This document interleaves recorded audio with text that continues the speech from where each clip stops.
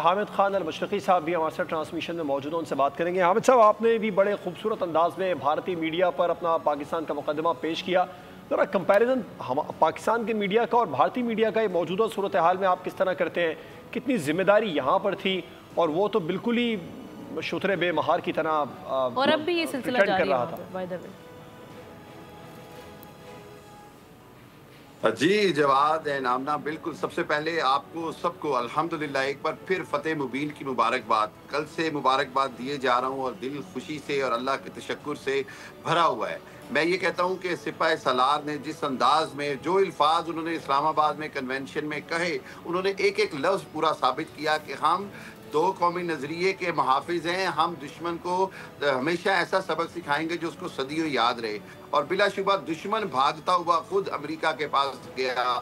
آپ نے جیسے کہا اسی امریکہ کے پاس جو اس جنگ سے کہہ رہا تھا میرا سروکار نہیں ہے، وہ ریسکیو کرنے آیا ہے۔ دیکھیں دنیا کے جو بڑے بڑے ادارے ہیں وہ یہ لکھ رہے ہیں کہ امریکہ نے انڈیا کو ریسکیو کیا ہے۔ سو اس حوالے سے تو بڑی کلیئر بات ہے، لیکن جو آپ نے پوائنٹ اٹھایا، بالکل ہم نے اپنی دل و جان سے پاکستان کا مقدمہ پوری دنیا کے ٹی وی چینلز پہ لڑا اور ایک ہی بات کی کہ ہم حق سچ کی بات کر رہے ہیں۔ ہم آپ کو چیلنج کرتے ہیں آپ کے سری واستو گروپ کے جھوٹے پروپیگنڈا کو، اس پروپیگنڈا کو جو آپ کو ہیجان پھیلانے پہ لگایا ہوا ہے، وہ جس نے آپ کو جنگی جنون میں مبتلا کیا ہوا ہے اور جو اتنی جھوٹی خبریں دیتا ہے کہ ہم ہنسنے کے علاوہ اور ہم آپ کی عقلوں پر ماتم کرنے کے علاوہ کچھ نہیں کر سکتے۔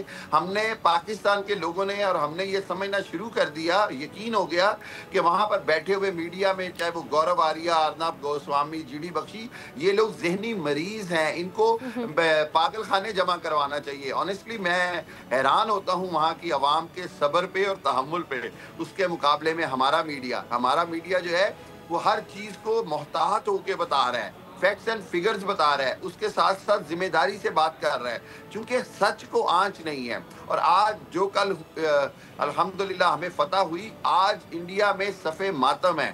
آج انڈیا کے جو سرکاری ادارے ہیں، جو افواج ہیں، وہاں پر بات ہو رہی ہے کہ مودی نے ان کو ایک ایسی جنگ میں دھکیلا جو وہ جیت ہی نہیں سکتے تھے۔ آج بات ہو رہی ہے بی جے پی کے اندر کہ مودی کو استعفیٰ دے دینا چاہیے۔